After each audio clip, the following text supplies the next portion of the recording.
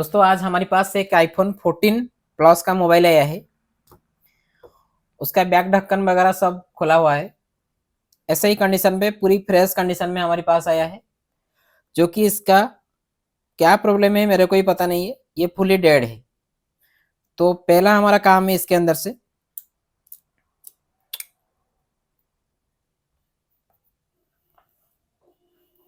DC पे check करना है कि इसका बूटिंग क्या है। हमारे पास ये वाईसीएस की केबल है। ये ये हमारी एंड्रॉयड का है। आईफोन का लगा लेते हैं।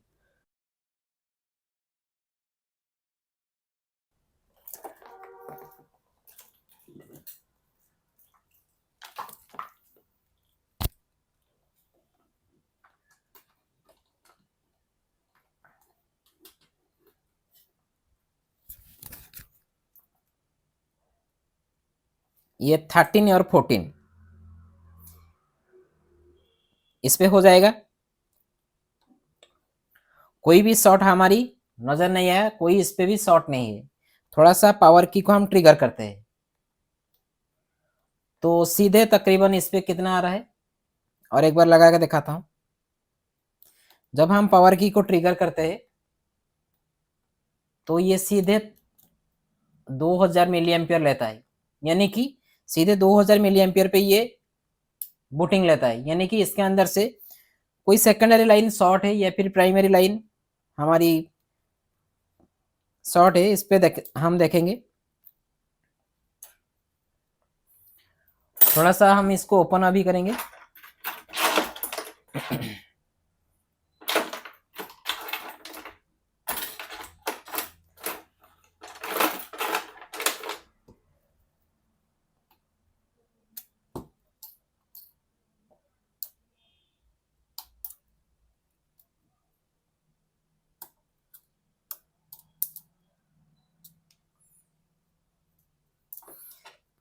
कुछ भी ओपन नहीं हुआ है, पूरी फ्रेश कंडीशन पे हमारे पास आया है।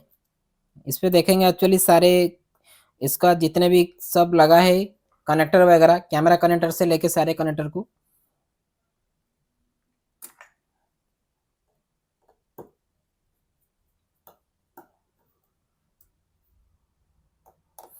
ओपन करके देखेंगे कि एक्चुअली क्या इशू है। ये जो हाई वोटिंग लेता है ये कहीं से सेटिंग की वजह से ही हो सकता है। तो क्या शॉर्ट है हम देखेंगे, जो कि पावर की को ट्रिगर करने के बाद ही शॉर्ट होता है। ये हमारी एक स्क्रू मैग्नेटिक मेमोरी पैड है जिसपे आईफोन की जितने भी स्क्रू होती है इसको मतलब संभाल के रखा जाता है। और स्क्रू हमारी इधर उधर नहीं होता है। और इधर का मतलब स्क्रू रॉन्ग से हम टाइट नहीं करेंगे। जो बिगनर से मतलब जो पहले पहले काम करिए उनके लिए बहुत हेल्पफुल होती है। और ये स्क्रू हमारी जैसे कि कोई स्क्रू इधर उधर नहीं पड़ेगा, स्क्रू संभाल के रख सकते हैं। तो हम जितने भी यहाँ से गैसकेट लगे हैं, जितने भी यहाँ से वाटर टेप लगे हैं, वो सबको रिमूव करेंगे। रिमूव करने के बाद एक बार हम थर्मल कैमरा में चेक करेंगे एक्चुअली इस पे जो शॉट है वो कौन सा एरिया पे ये दिखा रहा है। लेयर ओपन करने से पहले थोड़ा सा हम आइडेंटिफाई कर लेंगे कि यहाँ से शॉट है। हम थोड़ा सा मतलब हमको पता चल जाएगा कि हाँ यहाँ से शॉट है, हम यहाँ से ही इसको देखेंगे। तो बीच बीच में वीडियो थोड़ा सा मैं स्पीड करूँगा क्योंकि बहुत लंबा वीडियो है। थोड़ा सा जब स्पीड होगा तो थोड़ा सा टोन में बैक पे दूंगा, जब स्पीड नहीं होगा टोन फ्रंट पे आ जाएगी। चलो इस पे हम चेक करते हैं थर्मल कैमरा में। बूटिंग लिया। ये जो बूटिंग ले रहा है ये सीपीयू के साइड पे हीट हो रहा है। मतलब जो जहाँ पे हीट हो रहा है सीपीयू की एक भाग से जैसे हीट हो रहा है ऐसा लग रहा है। तुरंत ये सीपीयू के पास पहुंच जा रहा है हीट, मतलब जैसे कि हीट हो रहा है, पूरा सीपीयू ही हीट हो रहा है। चलो इसको ओपन करते हैं। और तो कोई रास्ता नहीं है। अगर सीपीयू हमारी यहाँ से हीटिंग हो रहा है तो लेयर ओपन करना सही है क्योंकि हमारी आरएफ सेक्शन पे हीट हो रहा है या नीचे सेक्शन पे हीट हो रहा है अभी नहीं बोल पाएंगे। लेयर ओपन ओपन करने के बाद ही हम बोल पाएंगे। लेयर ओपन करने के लिए हम यहाँ से एसएमडी के नोजल को हटा दिए हैं और 861 DW हम क्विक का एसएमडी यूज़ कर रहे हैं और हॉन्ग टाई का ब्लेड हम यूज़ कर रहे हैं। जब हमारी WL की जो हमारी लगा है प्री हीटर जब ये 200 तक जाएगी, 200 तक जाएगी, उसी टाइम पे 20 पे इसको ओपन करना है, 200 क्रॉस नहीं करना है। जब आपका प्रीहीटर यहाँ से देखोगे, पास पे रखोगे, जब ये 200 तक चला जाएगा, उसी टाइम पे ये ऑटोमेटिकली गर्म ही होता जाएगा, तो तुरंत इस पे ओपन भी हो सकती है। ज़्यादा मेहनत नहीं लगेगा, ऊपर से हम हीट करेंगे क्योंकि इसका नीचे रहता है सीपीयू, ऊपर रहता है इसका आरएफ सेक्शन। हमने लेयर को कम्प्लीटली ओपन कर दिए है। लेयर ओपन के बाद हमारा नेक्स्ट स्टेप क्या है, फिर थर्मल पे चेक करेंगे कि एक्चुअली शॉर्ट कहाँ से है।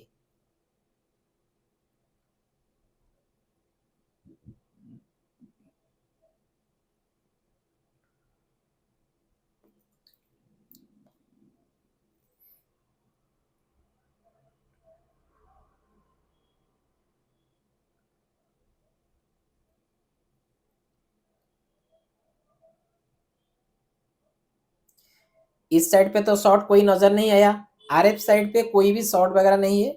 जो शॉर्ट है हमारा मेन बोर्ड पे है, यानी कि जो हमारी कोर की बोर्ड है, कोर की लाइन पे हमारा शॉर्ट है।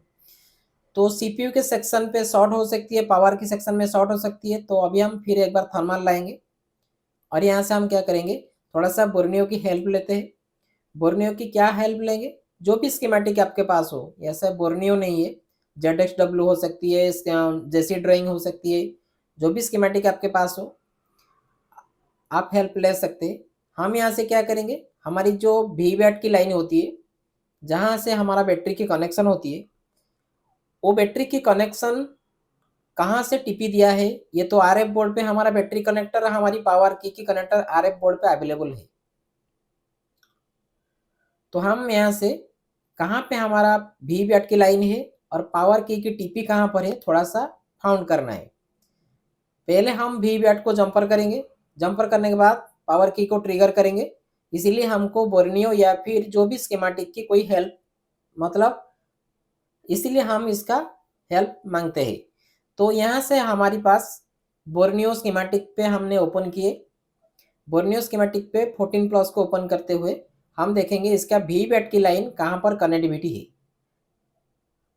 आज की जो वीडियो है दोस्तों, वीडियो थोड़ा सा लॉन्ग है, बट आपको इसके अंदर से काफ़ी सारी नॉलेज मिलने वाला है। मेरे हिसाब से ये टॉपिक, इतना क्लैरिटी के साथ टॉपिक शायद यूट्यूब पे बहुत रेयर केस पे आपको मिलेंगे। एक तो वीडियो की क्लैरिटी बनाता हूँ, सेकंड इस पे वॉइस ओवर देके इसका कंप्लीटली मैं डिस्क्राइब करता हूँ। जितने भी मेरा स्टूडेंट है जो भी क्लास ज्वाइन करना चाहते हैं, आईफोन सॉफ्टवेयर और एंड्रॉयड की हार्डवेयर मतलब मास्टर लेवल की कोर्स, मेरे से कांटेक्ट कर सकते हैं।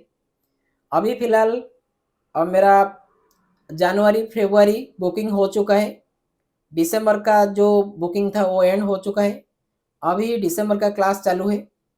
फिलहाल अभी जो हमारा टॉपिक है वो टॉपिक आईफोन की टॉपिक है, आईफोन की क्लास पे लिया जाता है कम्प्लीटली।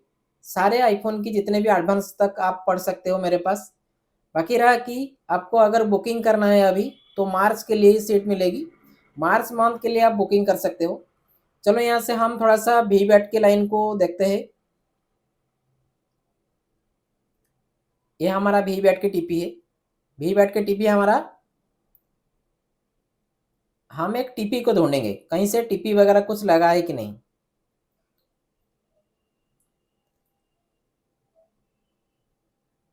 मिल गया टीपी। ये टीपी पे हम क्या करेंगे, हमारा VWAT की कनेक्शन देंगे, जो कि हमारा फ़ोन बूटिंग होने के लिए VWAT जरूरी है फ़ोन, इसीलिए हम इस पे VWAT की लाइन को कनेक्शन करेंगे।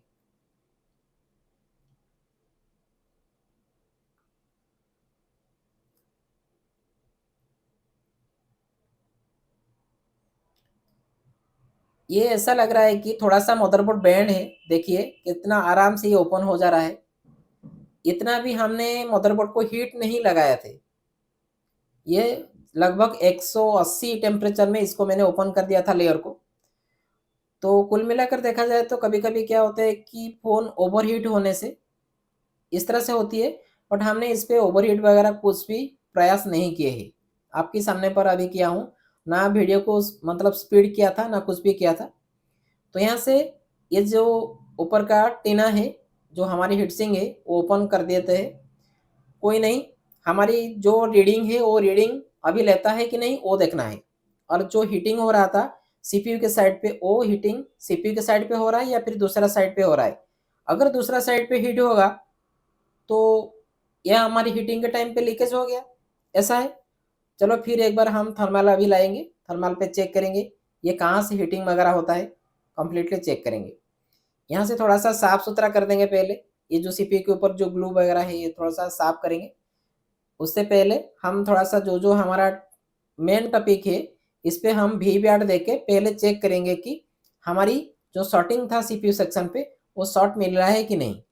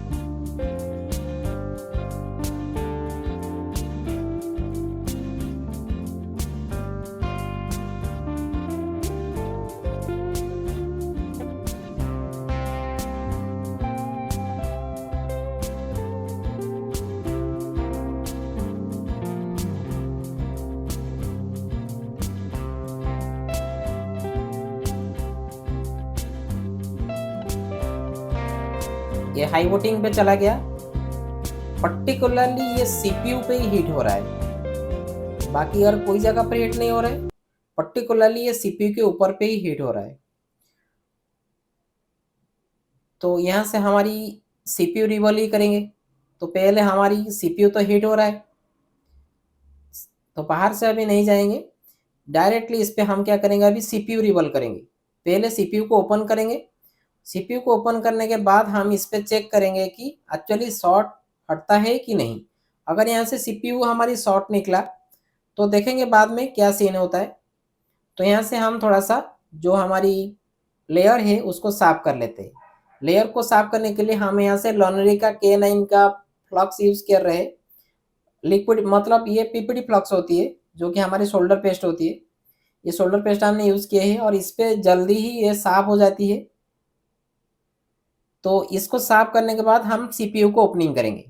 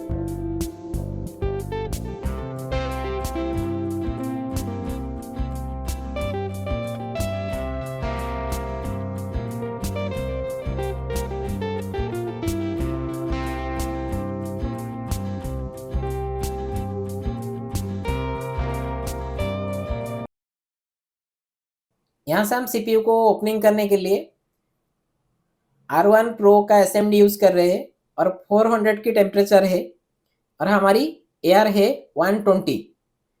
100 पे भी रख के कर सकते हो, बट सेफ है क्योंकि ये नीचे की तरफ सीपीयू रहता है और ये 13 का बोर्ड होता तो मैं 400 या 380 और 100 के एयर रखता।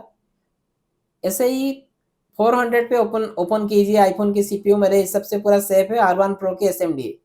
अगर यहाँ से क्विक 861 होता तो थ्रू 380 और हमारी एयर रहेगा 80 पे। ये देखो पूरी सेफली से ओपन हो गया, कोई भी ट्रैक वगैरह यहाँ से नहीं गया है, पूरी सेफली ओपन हो गया है हमारा सीपीयू। सीपीयू ओपन के बाद हम थोड़ा सा क्लीनिंग करेंगे। क्लीनिंग करने के बाद हम चेक करेंगे कि हमारा जो शॉर्ट था वो शॉर्ट हटा या अभी तक भी शॉर्ट प्रेजेंटली अवेलेबल है।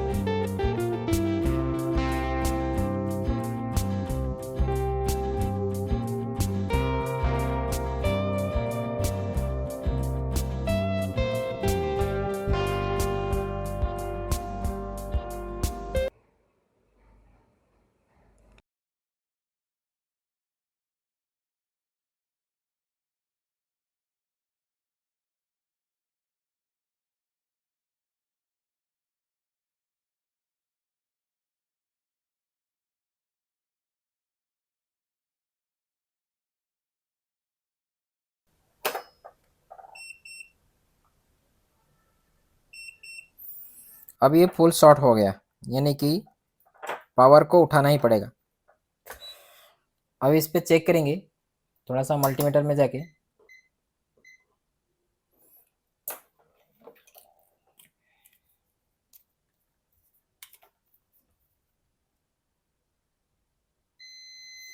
फुली शॉर्ट हो गया। तो सीपीयू ओपनिंग के टाइम पे ये प्रॉब्लम हो सकता है। सीपीयू तो पूरा सही है, उसको बाद में हम काम करेंगे। कोई भी एक ट्रैक कोई भी ट्रैक नहीं गया है, पूरी सेफली से ये ओपन हुआ है। चलो इसको बाद में हम काम करेंगे। पहला हमारा काम है इसको पावर को ओपन करते हैं। पावर को थोड़ा सा हाई टेम्परेचर में ओपन करना होती है। हाँ, पावर तो लीकेज हो ही गया है। यहाँ से दो कैपेसिटर हटा है तो लीकेज हो ही गया है। कैपेसिटर को बाद में देखेंगे, पहले हम इस पे ग्लू कट करेंगे। ग्लू कट करने के बाद इसका पावर को ओपन करेंगे। ग्लू कट करने के लिए हमको 11 नंबर ब्लेड या फिर कोई अच्छी ब्लेड पकड़ना होती है। देखते हैं अगर हमारी ये स्क्रैपर से, हांगटाई का स्क्रैपर से होती है तो सही है, अगर स्क्रैपर से नहीं होता है तो देखेंगे।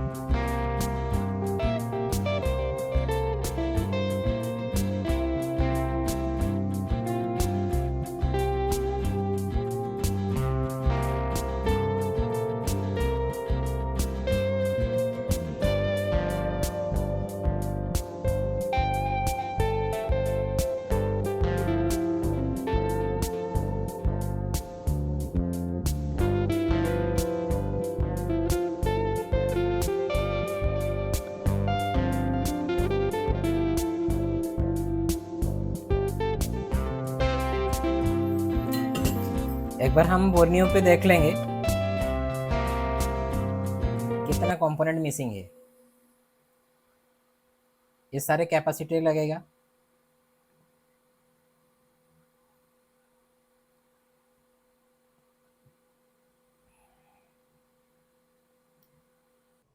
यहाँ पे हमारा जो क्रिस्टल के पास जो कैपेसिटर है, हमारी ऑक्सिलरी सिस्टम के लिए जो कैपेसिटर है, वो कैपेसिटर को लगाएंगे। बाकी जो रिक्वायरमेंट्स की कैपेसिटर है उसको लगाएंगे। सारे कैपेसिटर हमारी ज़रूरी नहीं है लगाना। जो हमारी मेन VDD PP VDD पे लगा है उसको लगाना ज़रूरी नहीं है। जो हमारी सिस्टम वोल्टेज के साथ लगा है उतना ज़रूरी नहीं है। बाकी सारी कैपेसिटर यानी कि जो हमारी कुछ ऑक्सिलरी सिस्टम का काम करता है, यानी कि सिंगल फेज की कैपेसिटर हो सकती है, कोई बक की लाइन पे हो सकती है, कोई अदर काम करने के लिए ऑक्सिलरी सिस्टम के लिए बैठाया गया हो, वो सारे कैपेसिटर को हमको बैठाना पड़ेगा। आईफोन के अंदर ऐसे स्किप नहीं कर सकते। आईफोन के अंदर मिनिमम तो मिनिमम 2 कैपेसिटर रहना जरूरी है। सारे कैपेसिटर को एंड्रॉयड की तरह, जिस तरह से हम एंड्रॉयड पे ओपन कर देते हैं, आईफोन के अंदर ऐसा नहीं होता है। तो यहाँ से हम पावर एसी को रिबॉल करेंगे। पावर एसी को रिबॉल करने के बाद पेस्ट करेंगे।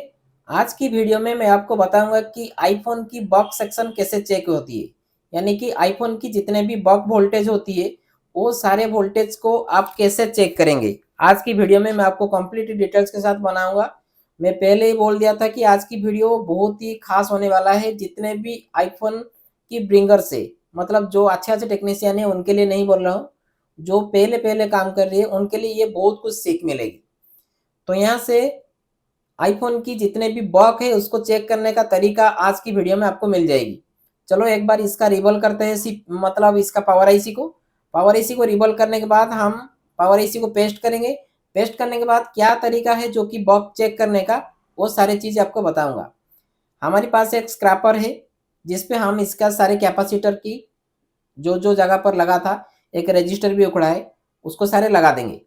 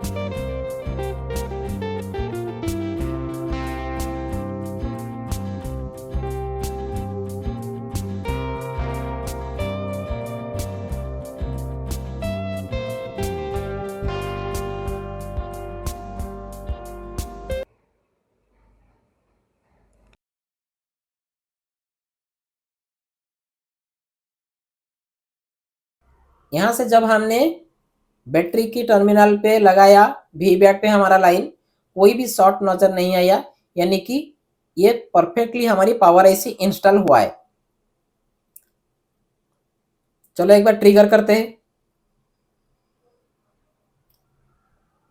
ये ग्राउंड साइड है, ऑपोजिट साइड पे हमारा ट्रिगर की पॉइंट है। ये देखिए हमारा ये लगभग 10 से लेके 20 के बिलो में एक रीडिंग स्टॉक रहेगी। 10 से लेके मतलब हमारा 10 से लेके 20 के बीच में एक रीडिंग स्टॉक रहेगी डीसी में, जिससे आपको पता चल जाएगा कि पावर ट्रिगर हो रहा है। बग चेक करने का तरीका बता रहा हूँ। मल्टीमीटर को लेके आएंगे और यहाँ से सीपीयू के अंदर जो जो हमारी ग्राउंड से ना लगने वाला प्यार है वो सबको, यानी कि बीच वाला जो जितने भी कनेक्शन है वो सबको थोड़ा सा चेक करो। चेकिंग करने का मैं आपको तरीका बता रहा हूँ। आईफोन के अंदर ये ऑटो पीएस होल्ड हो जाती है, देखो 0.8 बन गया, ये ऑटो होल्ड हो जाता है। आईफोन की पावर ऐसे बनाया गया है 1.2, 0.8, ये हमारे सारे बॉक्स की वोल्टेज प्रोड्यूस होने लगे हैं, यानी कि हमारा जितने भी बॉक्स सेक्शन था यहाँ से कंप्लीट हो गया है। और यहाँ से डीसी के रीडिंग को देखो, 15 से मतलब 10 से 20 के अंदर एक रीडिंग स्टॉक रहेगा, जैसे आप कंफर्म हो जाएंगे कि हाँ भाई यहाँ से हमारा कंप्लीटली पावर सेक्शन रेडी है। और बॉक्स सेक्शन मैंने चेकिंग करने का तरीका भी बता दी, बॉक्स सेक्शन कैसे चेक किया जाता है। अभी हमारा काम क्या है, सीपीयू को इंस्टॉल करना।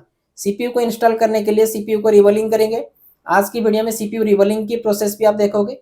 अभी सीपीयू इंस्टॉल करने के बाद हम चेक करेंगे कि हमारी फोन की बूटिंग प्रोसेस क्या है।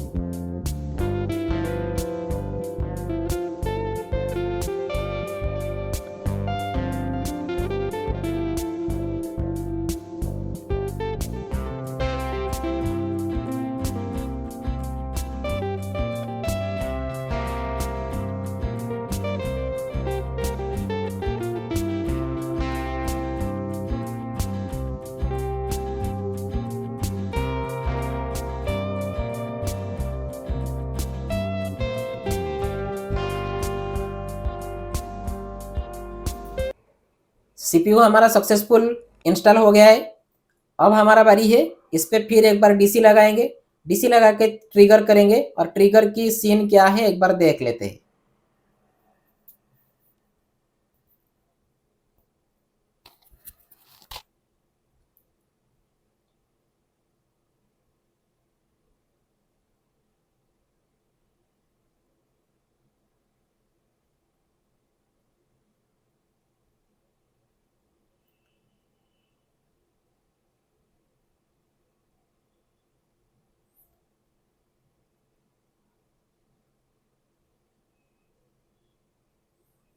अभी फिर एक बार थर्मल लाएंगे, थर्मल से फिर चेक करेंगे।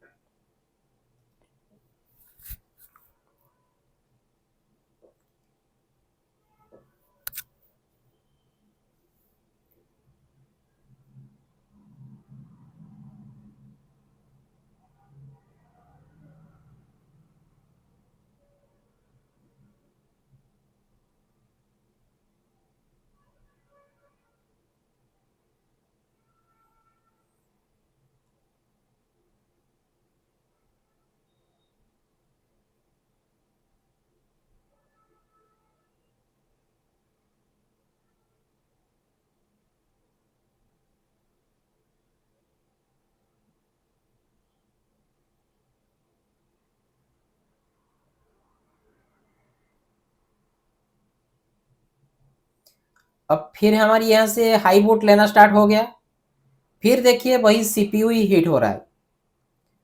एक बार शायद ये पावर पावर ट्रिगर हुआ था, फिर छोड़ दिया, फिर भी वही सीपीयू ही हीट हो रहा है, बाकी अब दूसरे जगह से हीट नहीं हो रहा है।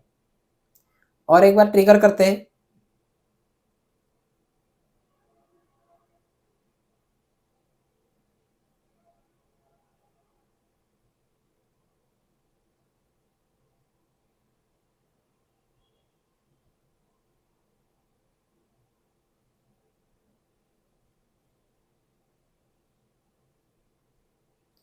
ये देखिए फिर एक बार हाई बूट ले लिया और अभी ये कोई छोटा सा साइड पे हीट हो रहा है। अभी फुल हीट हो रहा था, अभी छोटा सा साइड पे हीट हुआ और ये डांसिंग बोर्ड पे ले रहा है। अभी क्या है कि कुछ एम्पियर ले रहा है, छोड़ रहा है, एम्पियर ले रहा है, छोड़ रहा है। इस टाइम से हमारा रैम फॉल्टी हो सकती है। अगर ये डांसिंग बोर्ड पे चला गया हाई बूट पे, यानी कि 1000 से ऊपर हमारा बूट है, तो रैम की इश्यू के वजह से हमारा इस तरह से बूटिंग लेता है। पहले क्या था, बूटिंग हाई बूट ले रहा था, शायद ये रैम फॉल्टी हो इस फोन के अंदर पहले से ही रैम की फॉल्टी है। अभी लग रहा है कि इसका रैम की फॉल्टी के वजह से ये प्रॉब्लम आ रहा था, हाई बूट ले रहा था।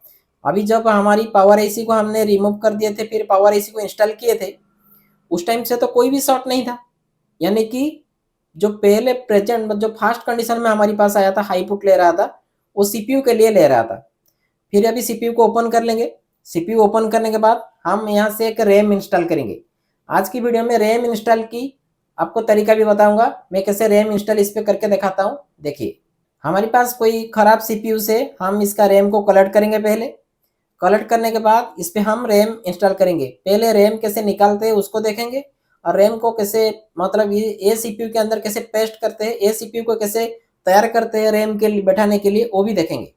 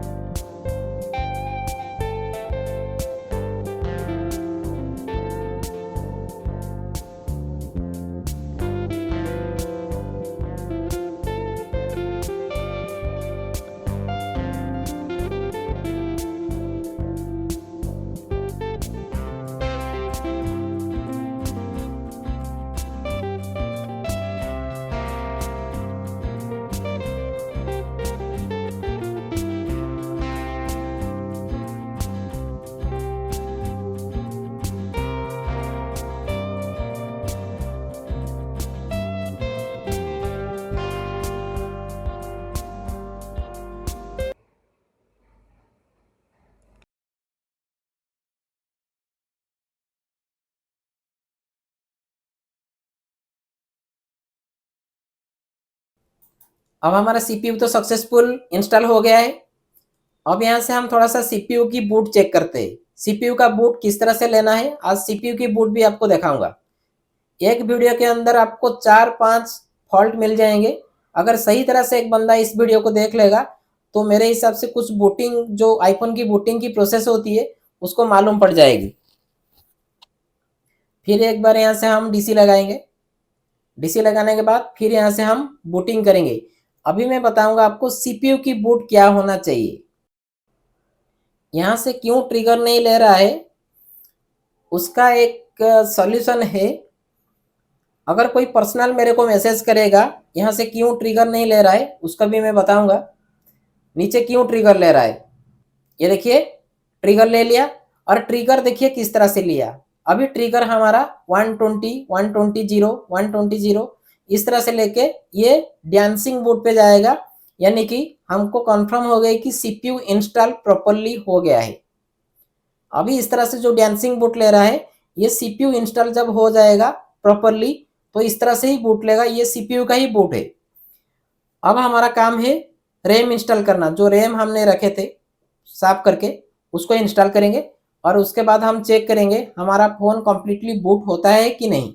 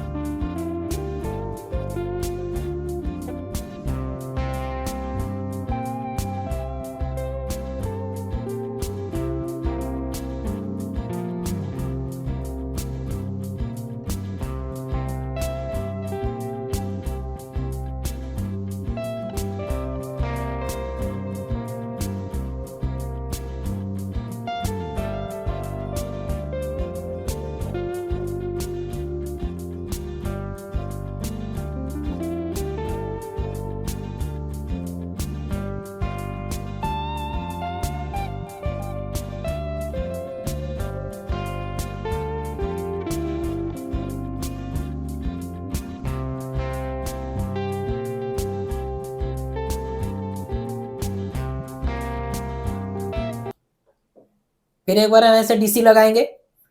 डीसी लगाने के बाद फिर चेक करेंगे हमारा फ़ोन कम्प्लीटली बूट होता है कि नहीं। ये देखिए जब हमने इस पे डीसी लगाया तो कुछ मिली एम्पियर लेके 0 हुआ, यानी कि ये ट्रिगर हो गया सीपीयू। ये देखिए कम्प्लीटली बूट प्रोसेस हमारा रेडी है, सक्सेसफुल वर्क हो गया है दोस्तों। मैं आशा करता हूँ इस वीडियो के जरिए आपको बहुत सारा नॉलेज मिलता होगा। ये बूटिंग कम्प्लीटली हो गया है। अभी इस पे एक बार डिस्प्ले लगा के आपको कम्प्लीटली बताएंगे और एक बार इसका क्या करेंगे कि हम आई सॉकेट पे लगा के इसको कम्प्लीटली ऑन करेंगे। ये कम्प्लीटली बूटिंग प्रोसेस हमारा रेडी हो गया है।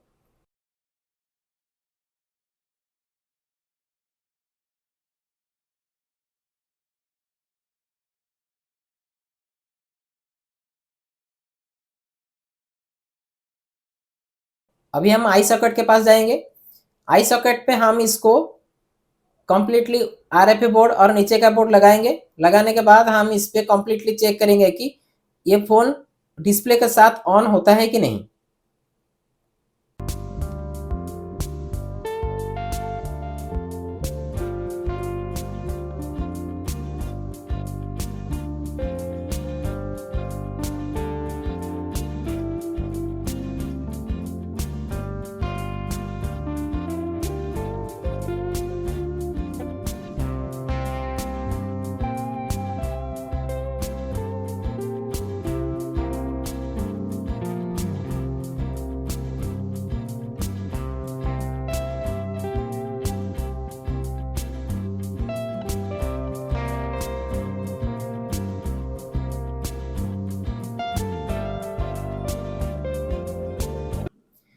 चलो इसको ट्रिगर करते हैं एक बार।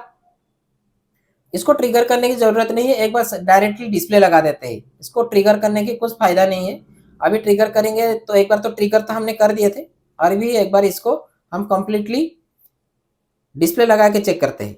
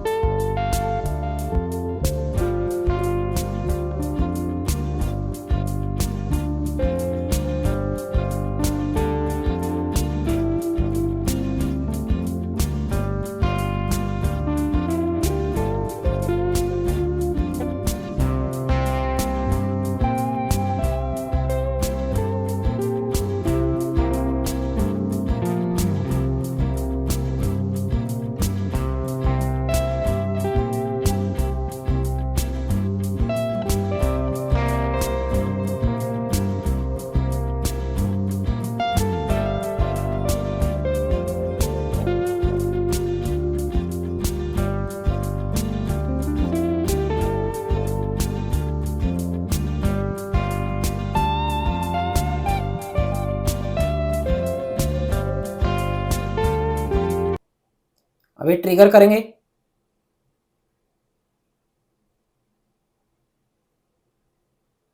ये देखिए दोस्तों, हमारी वार सक्सेसफुल हो गया है।